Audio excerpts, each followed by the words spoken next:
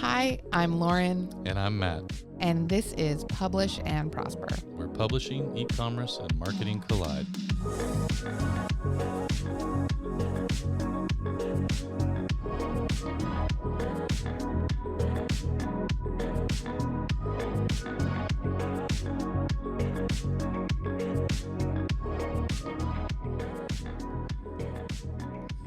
Welcome back, everybody, to another episode of Publish and Prosper.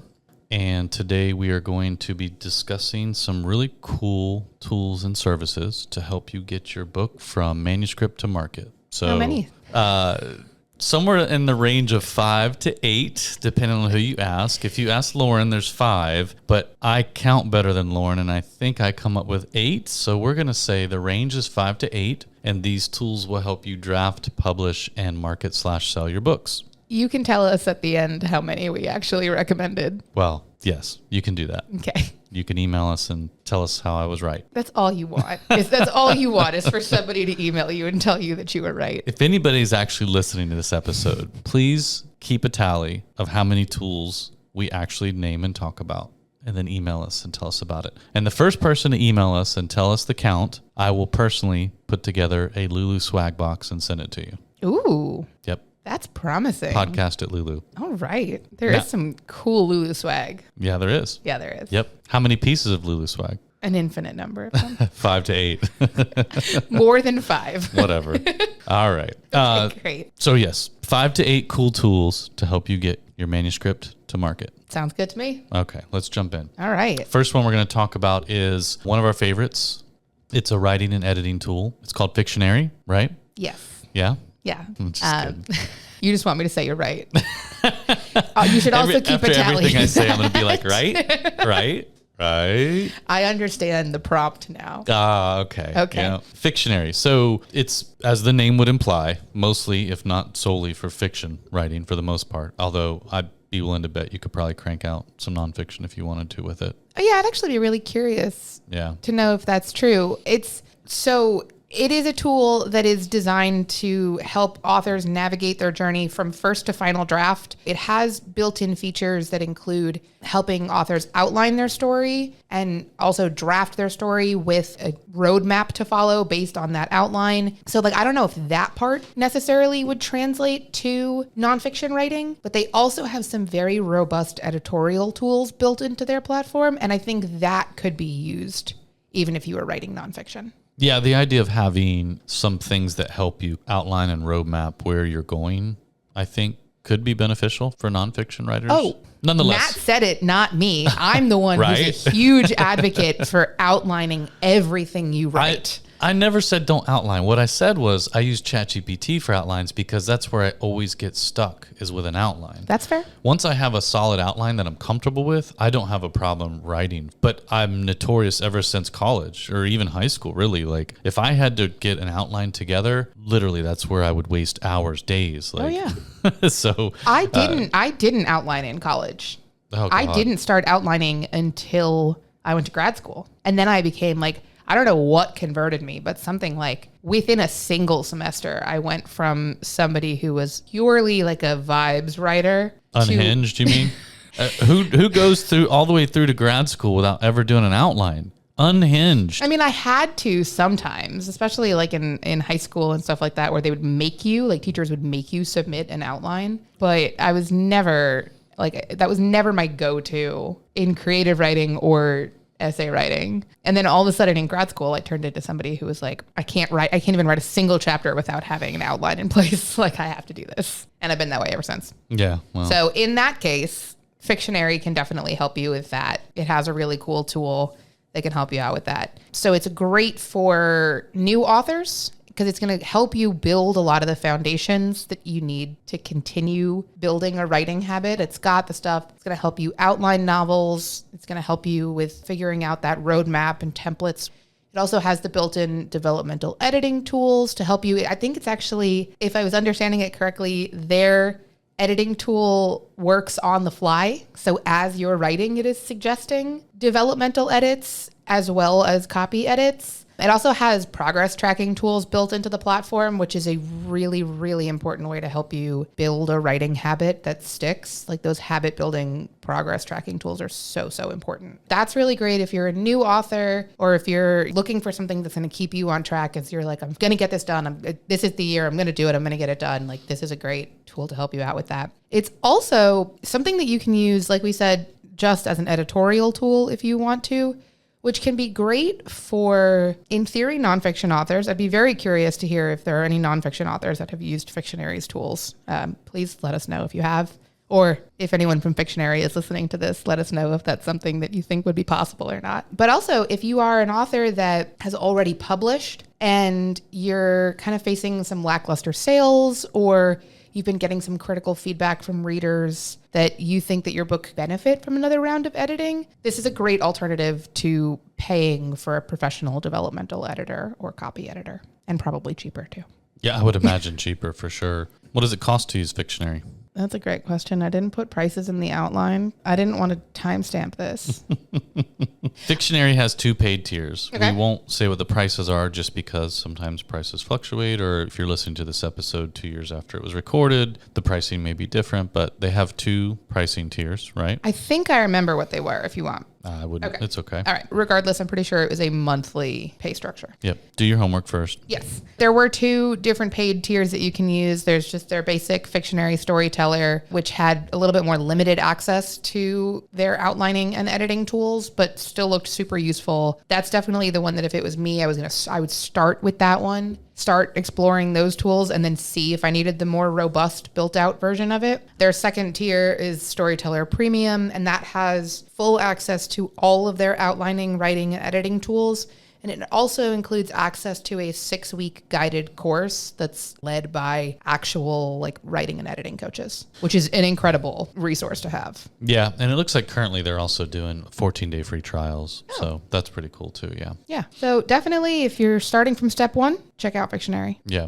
And I'll just say again, for nonfiction, we're pretty sure you could probably accomplish nonfiction with Fictionary, but Atticus, which we'll talk about next as well. If you're writing nonfiction, we know Atticus supports nonfiction in their writing and editing tools and formatting tools. So that's always another good option besides Fictionary if you're a nonfiction writer and you just want to go with something that you're positive will really support what you're creating from a nonfiction standpoint. Next is formatting tools, Yes. right? And so Atticus and Vellum are what we're going to talk about. Yes. And since Matt already started with Atticus, we'll start with that one. Also, that's actually probably a better segue anyway, because Atticus is an all-in-one writing, editing, and formatting tool. Vellum can technically be a word processor, but it's generally reviews were like, just use it as a formatting tool. So if you wanted to start with Atticus, you can actually write your book in Atticus, edit your book in Atticus, and format it and export your formatted print files or EPUB files. Yeah, and what's great about Atticus too is that, again, you can kind of choose if you already know which print provider you're going to use.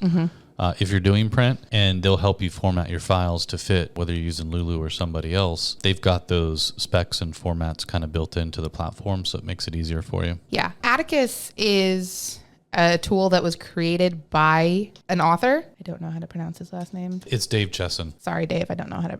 I mean, I could have guessed, but I didn't want to get it wrong. But I mean, personally, for me, I always think that any tool that's designed by somebody who is the target user is just, I'm inherently going to trust it a little bit more than something designed by somebody who hasn't. Like anything that you're like, oh, I was looking for the right software to do this, or the right tool to do this, or the right whatever that I needed to do this, and I couldn't find a version that provided exactly what I needed, so I created one myself. Like that to me tells me that you've probably thought through all the different things that an author would need. Yeah, I think that's pretty fair. Although there are instances where that doesn't work out because you went so deep into what you needed, which might have been so different from everybody else, and that's why you had to create something different. I will say that at least for this tool and for Dave Chesson, everything he's built, I think most people find extremely helpful. And he does usually come from a place of, yes, he's a writer, but also Dave Chesson is very good at spotting gaps and voids in the market where other tools are falling down on the job and not providing what people need, and then he just creates it. Yeah. It is a very well thought out tool, as well as a lot of the other stuff that Dave puts out. And he's a nice guy, so. Oh, that's always a bonus. Yeah, most of the time. It is also, unlike Vellum, which we'll talk about in a little bit, Atticus is available on all types of devices. Right. Vellum is only applicable to Mac. Which is the superior product. But yes, hats off to Atticus for trying to accommodate other people as well. Yes. Yeah. Matt and I are both certified Apple groupies in every way possible, I think. Between us, we probably have the entire suite of Apple products. You're welcome, Apple. What can I say? I like what I like. It's fine. As far as fees go, Atticus, you can do, I believe there's a one-time fee, or they may even have a monthly fee. I can't remember. I think it is a one-time fee. It's also, I don't think that they have a free trial or a free version, even just like a watered-down free version. They do, I believe, offer a 30-day money-back guarantee if you decided that it's not useful to you or you don't like the way it works. So you can always have that. Also, for both of these tools, for both Atticus and Vellum, we have blog posts that are reviews of them that also kind of break down the process of using them. They have a lot of screenshots, a lot of like step-by-steps and details, and also links out to other resources that the companies themselves have provided. So I will link both of those in the show notes. They're not sponsored posts. Paul's just a nerd. You can always check those out if you want to kind of see a preview of what these look like without committing to either one of them. Yeah. But I would definitely, if you're looking for a tool that's going to help you format your print files and your ebook files, if that's something that you want to try to save a little bit money on by doing it yourself instead of hiring a professional to do it, I think that one or both of these platforms would be the way to go. Check them both out, try them out if you can. They do both have a cost to them, but both of them are going to cost you less than a professional formatter would. Way less. Way less than a professional yes, formatter would. Way less. And unlike hiring a pro to do it, it's only a one-time fee for both of them. Both of them have a one-time use fee or a one-time like licensing fee that once you've paid for it, you can create as many files as you want. Yeah, and again, this isn't to take away from the idea that if you can afford it and you're not as creatively savvy, that you shouldn't go pay a professional to do it. By all means, do. Oh, yeah. This is more for the people who like to do these things themselves, or they're somewhat talented, when it comes to these types of things. So these tools are meant for people who are really ready to just jump in and do it themselves. Yeah.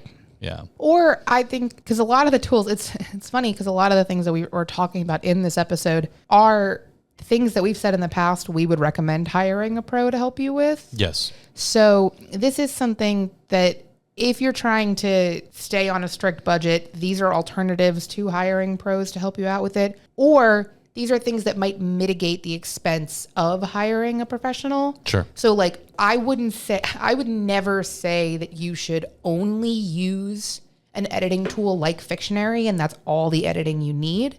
For sure. But if you had a couple of rounds of, like if you made a couple of passes at editing using the Fictionary tool, then you might only need one round of editing from a professional editor, which means you'll pay a lot less than if you were paying for a developmental editor and a copy editor. Well, but again, yeah. So or you still pay an editor and you use Vellum or Atticus for strictly just the formatting itself, which saves you some money as well. That requires a little less ability when you're using a tool that does most of the work for you, but formatting is not easy per se. So when you have a good tool, it can be easier and much cheaper, like using Vellum or Atticus. And by the way, those are the only two tools I think I would really consider for formatting. We like Vellum because the people who started Vellum used to work for Pixar, and as Disney freaks, we can fall in line with that. But also, we love Dave Chesson. So take your pick, do your homework. But I also really like Vellum because the logo for it looks a lot like a Demogorgon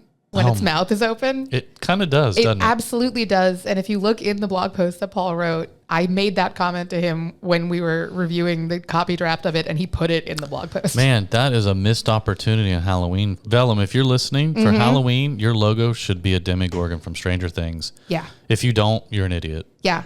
This is the time to do it, too. Oh, that'd be so awesome. You're welcome. Yep. You guys can have that one. But yeah, it covers all of our bases. Well, and Atticus has a French bulldog as their logo. So. Oh, yeah. Their little bulldog is so cute. Yeah, but I don't know if that does much for them for Halloween. But as the owner of French bulldogs, I love it. You could put a little like mask or something on it. You could? Yeah. Sure. All right. Just in case we weren't exactly clear about what these do. They're both tools that you can use to customize the interior formatting of your book. But what I think makes them both really great is both of them have like a design feature where you can template out what you want your interior pages to look like, and then just very easily apply those templates to your project, which is formatting is a pain. I know it is. We know it is. We understand why. It's one of the more difficult things to do, not because it's difficult, but because it's tedious. So having something that you can design one template and then use it throughout your whole book is super helpful. It's also something that I would say if you're going to write multiple books, whether you're writing serial fiction or you're publishing nonfiction, but you're going to be publishing multiple books, it's nice to have a uniform look throughout your books as part of your like brand and style guide. So having it, like, this is one of those things that in theory, if you design your interior format templates once, you can just use them over and over and over again. So it's one of those things that you commit the time now to save time later. Yeah, for the most part. Yeah. I agree. Yeah. So we've got the book written and we've got it formatted. Mm-hmm. Now we need a cover. A cover, of course. Now, we're going to talk about the Lulu cover tool. Mm-hmm. Here's why. A, because we're Lulu and it's our podcast and we can do that. Yeah, we can. But B, we just rebuilt our cover tool and relaunched it last year, and it honestly is super amazing. It is. It's really cool. Really easy to use, and you can create amazing covers off of it. But C, was I doing numbers or letters? A, B, C, or was I doing 1, 2, 3? I don't remember, but C, stick with C anyway. Yep, C, everybody normally says use Canva. That's fine if you're doing just strictly an ebook cover. You can crank them out in Canva all day long. They have templates for them. It's not a problem. If you're doing a print book cover, things get exponentially more complicated or complex, however you want to look at it. Finding a tool that will help you design a good book cover is not nearly as easy. There are not many out there at all. And so you may be stuck with a choice between some of the really high-end complicated tools like Adobe InDesign, which is what most designers actually use. There is a less expensive version that Affinity puts out called Affinity Publisher, I believe it is. I think that's the one we recommend for interior design. Is that their layout tool? Yeah. Well, Affinity has a whole suite that's comparable to Photoshop and InDesign and Illustrator. Right. It's not any easier to use. You still need to be a fairly skilled designer to use them, but it is much cheaper than the Adobe products. Mm-hmm. Outside of that, you're really relegated to things like Canva. And again, for a print cover, that's not the best option in the world. So I was just going to say we're going to highlight the Lulu cover tool. Okay. I'm going to say that this is an unpopular opinion, but I actually don't find Canva to be particularly user-friendly. And I say that as somebody who has Adobe Suite experience and knowledge. I don't think that it's easier to use than a lot of those other platforms. You know, sometimes I think you just say things to be contrarian. No, absolutely not. I mean, listen, I'm not a Canva shareholder, but I have used Canva on many occasions. I do think it's pretty easy to use in comparison to Adobe products. And maybe your opinion is because you are skilled in Adobe and you've gotten used to using more advanced tools that you find Canva to be less than. Okay, that's a fair point. Cool. Move on. Who's keeping tally out there? Come on. All right. Nope. Fine. All right, go ahead. Finish your thought. Well, to me, I often find that something that I want to be able to do with Canva, I can't do. Mm-hmm. Which I find, so maybe not that it's difficult to use, but that it's more limiting than I want it to be.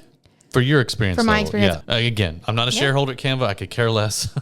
But I do find that for a lot of things, it's easy to use. I think your issue is just that your skill set is more advanced because you've been using Adobe. So it's kind of like going backwards for you into Canva, where, like you just said, oftentimes there are things you want to do and you can't. It's limiting. I think for a lot of other people, there's actually way more in there than they know what to do with. Either way, they're not very well set up to create print book covers. You can do it, and we actually have a blog article on how to do it on the Lulu blog, but it's not easy. Yeah. It can be done, but it's not easy. So you're better off just coming to Lulu, using our cover tool. You'll be amazed. You'll send us a thank you card, and then you'll move on to publish. Can't argue with that. Okay. Yeah. No, but actually, genuinely, one of the things that I think is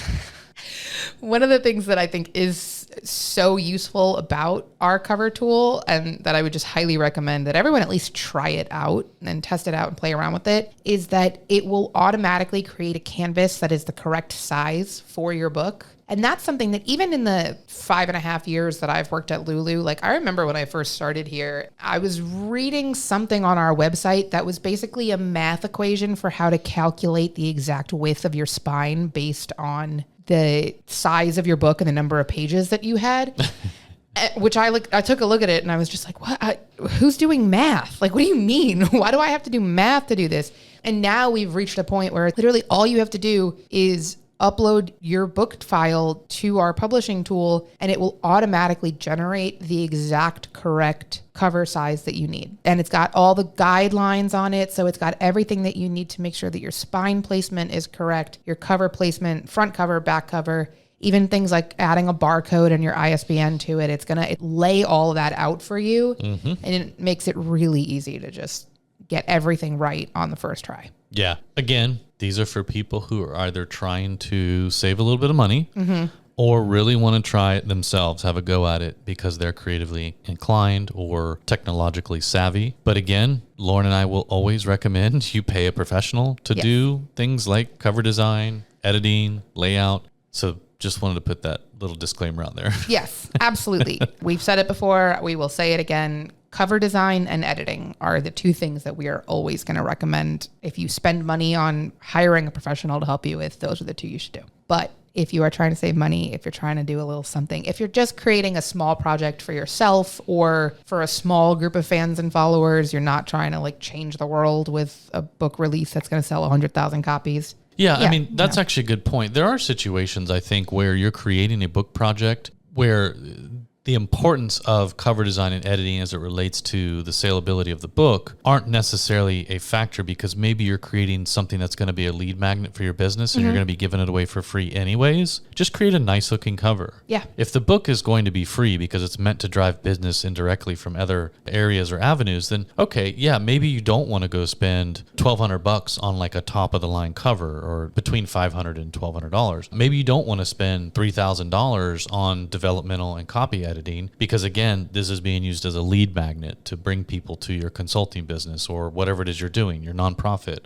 So that's understandable. I would argue that maybe if you want to impress people with your business and you want to bring in new customers for your business, you should at least have a copy editor so that they're not reading a book riddled with typos. Well, I mean, there's not a tool on the planet these days that doesn't take care of typos. That's true. So, well, it depends. I mean, but it also depends on what kind of typos. You're just trying to be a contrarian again.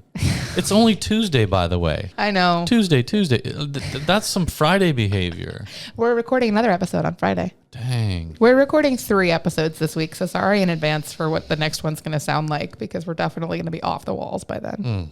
All right. So we've written the book. We've formatted the book. We've designed the cover. What's next? Now we got to figure out how to position it just right in the market. So it'll sell. Exactly. Okay. What do we use to do that? We are going to use this very awesome tool. Publish is a very cool resource in general for self-published authors. Publish sounds like a soda. Yeah, it kind of does. You're telling me they make Michael Bublish. Publishing. Hey, you might want to edit that one out. What, Michael Bublé is going to sue us for... No, but I don't know how many dads are listening to that dad joke that'll get it. I mean... It's my goal in life. Okay. It's okay. It reminds me of one of those sodas, though. You see it like Target, like some sparkling water. Like, yeah. Okay.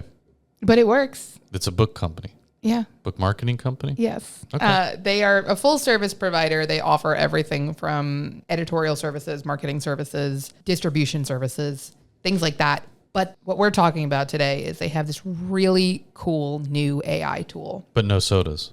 You know what?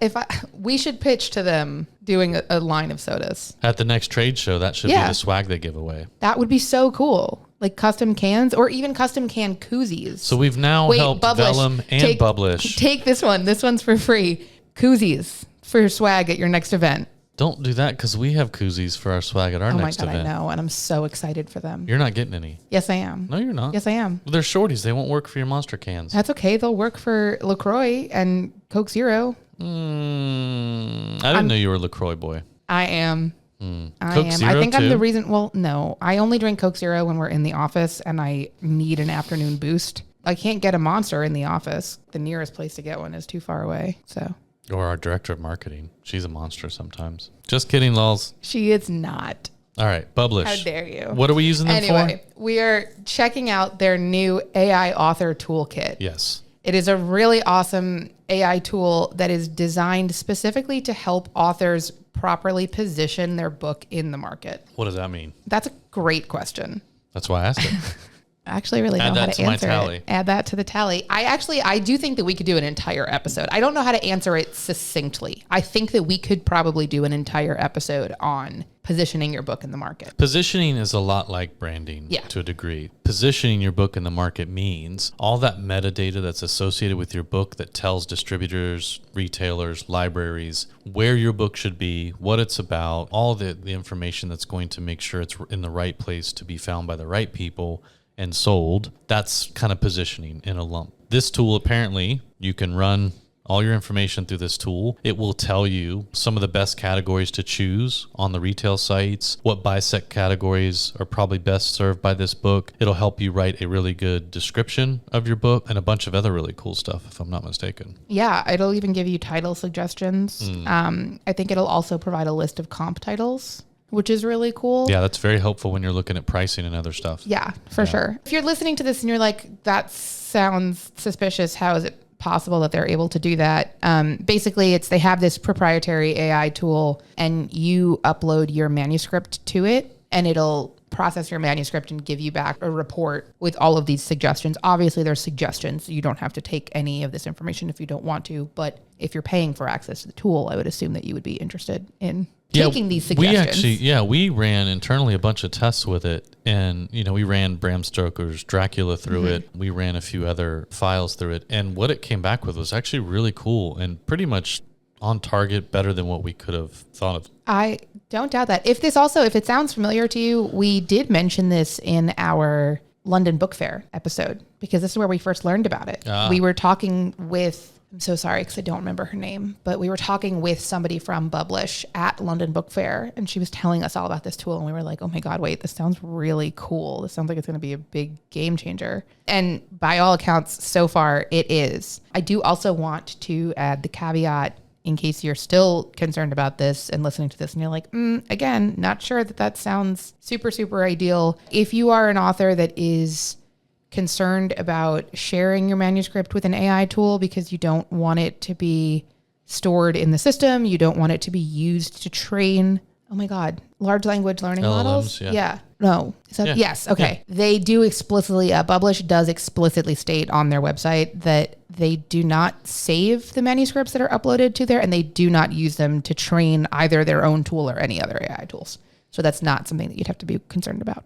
This seems like a really cool tool. We're really excited about it. And I think that if that's something that sounds interesting to you, you should definitely check it out. Yeah, I agree. And also, if you want us to do a whole episode on how to position your book in the market, let us know, because that could be either really fun or really boring as we just recite metadata info for you for 45 minutes, which again, I would find very fun and interesting, but I recognize that the average person probably would not. Probably not. A lot of people in general like to use Kickstarter for their books. We've done a whole episode on it. A lot of people like to do pre-orders.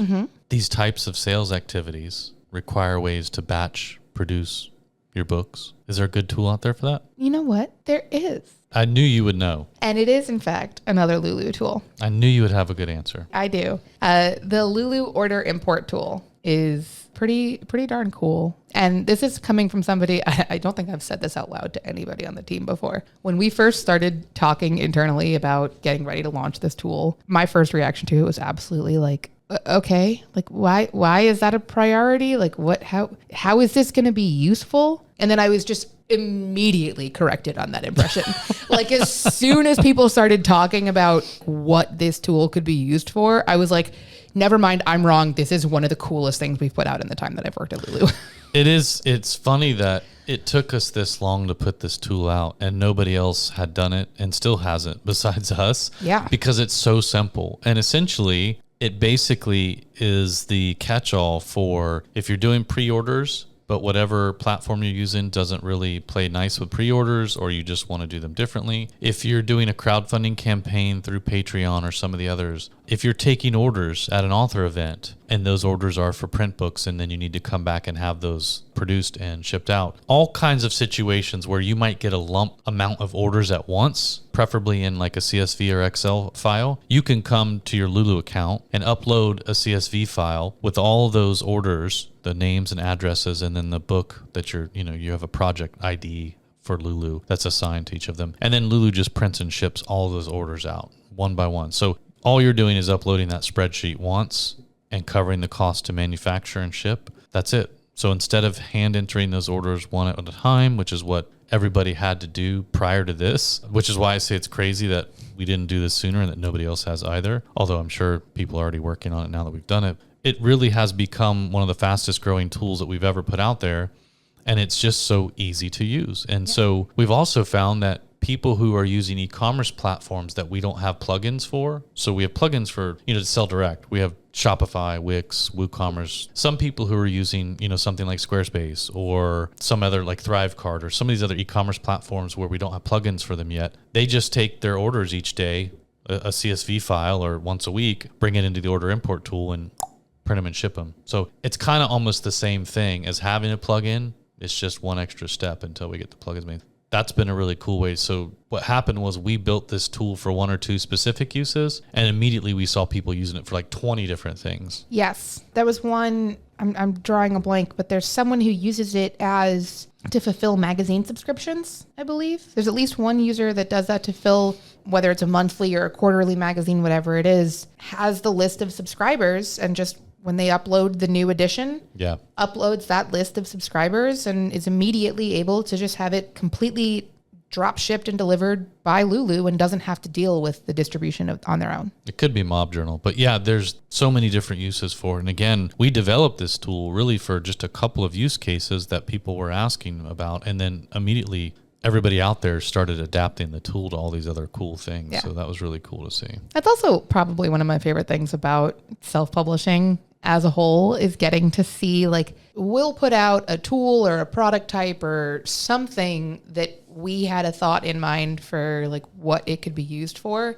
And then people are so creative. They just like immediately turn around and find a new way to use it that we hadn't thought of, but they're making the most out of it. And it's really cool to see. Yeah. Whether it's like really cool, unique book products or utilizing this order import tool in a great way. It's always really fun to see. So if you want some ideas on how this could be helpful to you, that you can use it, I'm going to link another blog post in the show notes that is 8 ideas for how you can use it. And I'm sure there are a number more than that too. Yeah, you actually have one listed here that I didn't even think about, but sending review copies or ARCs out to people. I stole that from Paul's blog post. Oh, okay, good. Well, good for So Paul. that was his idea. Good for you. Yeah, that's another cool way that you could use it. If you've got 10, advanced readers that you're going to send a copy to, or beta readers or whatever you want to call them, you could hand enter each of those 10 orders in your user account, or you could get the 10 copies shipped to your house and then ship each one to you. Or actually, you could just use the order import tool, upload the spreadsheet once, and we print and ship all 10 of those. Yeah, it's not something that has to be used for an order of hundreds of different books. Like it can be just, I don't know, I've got to ship 10 copies to 10 people. I'm doing a giveaway on Instagram. I'm giving away 5 copies to people. Mm-hmm. Do it that way. It's simple enough to use. It's literally just uploading a CSV file. Yeah, because almost every tool on the planet that allows you to sell something will then allow you to download a CSV file of all your orders. Yep. So regardless of what platform you're using, any platform that's facilitating orders will allow you to pull down a CSV file of those orders. And that's all you need. Yep. And I know Matt had referenced, if you're selling direct, if you're using a sales platform to sell direct that we don't yet have a plugin for, this is a great option. But it's also a tool that you can use even if you're not selling direct. If you're just using the Lulu bookstore or if you're using global distribution. I think you can even use it actually for books in private access. Is that? Yeah, as long as you have a corresponding project ID in your Lulu account, whether it's private or not, it should work. Yeah. So that's definitely something that if it sounds useful to you, I would highly recommend checking it out. We have a bunch of resources, everything from like a step-by-step video for how to use it to blog posts and landing pages that kind of break down how it can be useful. This could also come in handy around the holidays. Oh, yeah. When you might be sending out books as gifts to friends, family, colleagues, coworkers, whatever. Just having a spreadsheet of all their names and addresses and just take care of it in one fell swoop. Oh, yeah. I mean, if you're doing I'm creating a calendar. I'm creating a 2025 calendar as a gift for everybody in my family. That's going to have family photos from 2024 in it.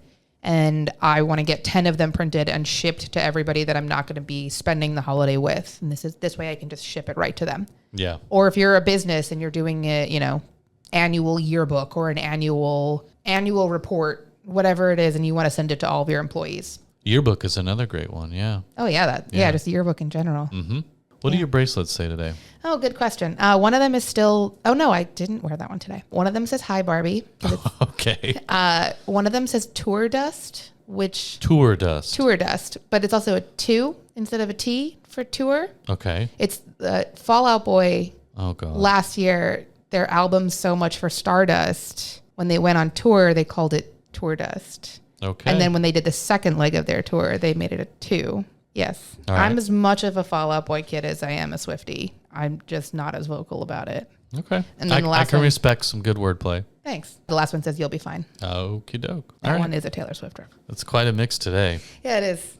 I needed a little extra energy today. Okay. A little extra support from my bracelets. I also realized when we were having lunch that I forgot to put any other jewelry on. I wouldn't have noticed. I mean, no, but I noticed. I noticed when I went you mean to all like your rings. I don't have any of my rings on. I don't have a necklace on. I don't have earrings on. Like I literally just put the bracelets on. Thanks for just rolling out of bed this morning and Apparently, coming on into Lulu. I don't usually come into the office on Tuesdays. My brain wasn't fully firing. I was busy watching men's gymnastics until late into the evening. Wow. What? Nothing. I was just so excited for these nerds that were so excited. They were so. That's not very nice. No, it was. Why would you call them nerds? Have you seen them? Yes. You're talking about the dude with the glasses that did the pommel horse, right? Yeah, who killed it. Yeah, I did. Absolutely. But why is he got to be a nerd? Because he's definitely a nerd. Because he wears glasses? No. You wear glasses. I'm wearing glasses right now. Exactly. He is definitely a nerd. And you wear glasses and you play Dungeons and Dragons and you make your own bracelets. Yeah. So and I'd say I didn't say I wasn't a nerd. You're a bigger nerd than this guy. What's his name? Sorry, nerd affectionate. Does that help? I'm just messing with you. Steven something. He does kind of look like a nerd. There have been all these really great videos, including NBC Olympics. Instagram themselves made a video that's the sound that's like, I can't believe that it's you and me, or like you and me and you and me and you and me and your friend Steve, whatever it's called. I don't know if I have no idea what you're talking about. Okay, that's You fine. might want to edit that out and post. No, I'm going to leave it in. Well, whatever the dude is. I'll show you the video later. He crushed that pommel. Yeah, he did. He did an amazing job. Yeah. Like at the very end, he's like basically upside down and he's already grinning like he knew he won it. He knew. Like, yeah. No, it's awesome. It's like when those glasses come off, like get out of the way. Yep. Yeah, that was the lesson learned. He was activated. He was up. He was ready to go. All right. So we've written the book. We've formatted the book. We've created a cover. Mm-hmm. Now we've run all of our details through Publish's really cool AI toolkit that helps us better position our book for sale, especially in distribution and retail. Helps us identify some new audiences, maybe some comp titles so we can get our retail pricing straight. We've talked about if we were running a Kickstarter or doing pre-orders, how we could easily facilitate a bulk order with just one upload using Lulu's order import tool. Mm-hmm. And then the last thing is really, I mean, now that it's published and out there and for sale, we need to market this thing, right? Do we have any cool tools that we want to talk about that will help with the marketing of it? So this is where the debate came in about number of tools in this episode. Okay. I don't know that I would necessarily call these tools the same way that I would call them service providers. All right. So let's break this down. Okay. How would you define a tool? Something that you can use automated on your own without input from another person. Okay. And a service? Something that there are other people on the other side of it helping you that Got isn't it. just an automated thing. Okay. So the first marketing tool we'll talk about comes to us from Written Word Media. Okay. Go ahead. I call it a tool because they have a self-service portal. Okay. So essentially you can just go and create whatever campaigns you want to do and pay for them and you're off to market. So in my opinion, if you can do that without the input or help from a human being, under your definition, it qualifies as a tool. Okay. Right? Yeah. Who's keeping tally? You are right. Okay. Now, that doesn't mean that they don't have services that you can interact with that do require help from their team. But we do like Written Word Media. They do a lot of great things. They are the ones that run Free Booksy, Bargain Booksy, Red Feather Romance, New in Books, and Audio Thicket. So basically they have all these different avenues or channels, if you will, to market and sell your book, mostly ebook. They will be, I believe, expanding into print and some other stuff too. But anyways, most people, if not everybody we've talked to that have used them, have had good success with them. We know the people at Written Word Media. They're actually in the same city we are. We trust the things that they do. So written word media is a big one for us. And I classify it as a tool, but they do have a service backend. So you can call it whatever you want. Porque no, blah, blah. Do not edit that in post. I will not. Porque no los dos. Oh my God. So the second one or another one, yes, I believe is what you were referring to there in some very broken Spanish, but good try. It's a meme. It's fine. Did you watch Good Omens season 2? I didn't see season 2. No. Oh. Nope. Okay. Probably for the best because never mind. Don't worry about it. Did it jump the shark? Oh no, it was fantastic. Oh, okay. All right. It was fantastic. Well, that's good. There's a great scene in it where David Tennant does a dance that is an apology dance to Michael Sheen. That is, you were right, I was wrong, and you were right. And I feel like we're just getting to the point where you're gonna make me start doing the apology dance. No, I wouldn't. But also, we would both die of embarrassment in that situation. So let's not. Totally fine. Okay. So yes, as a marketing tool, written word media has a lot of different things you can use. Their self-service portal does allow you to plug in a few different things, and it'll help guide you to which of those channels you might want to utilize to advertise and sell your book. The other one we'll talk about real quickly as well is BookFunnel. Mm-hmm. So a lot of people know BookFunnel as a way to distribute or deliver your ebook and audiobook to your buyers, but they have a very, very robust and massive sort of marketing component there, similar to kind of what written word media does, sort of, but it utilizes a lot of email lists and list building techniques to, again, sell your books to potential buyers. I like the collaborative nature of BookFunnel, where users, authors can go in and piggyback on each other's lists and emails that get sent out to sell their ebooks and books. I think that's pretty cool. They might not qualify as a tool under your definition. They might qualify a little more as a service, but nonetheless, I think these are two really good options for people who are looking for a little extra marketing juice on their books and sales. So, okay, I'll take it. I'll allow it. I'm going to throw one last one in there too that I'm going to call a resource. Oh, okay. And that is this podcast. Oh, look at you. We have talked a lot about marketing on this podcast. Mm-hmm. We've done a lot of episodes on different elements of marketing. Well, technically we're marketers. Yeah. It's kind of our bread and butter. Okay.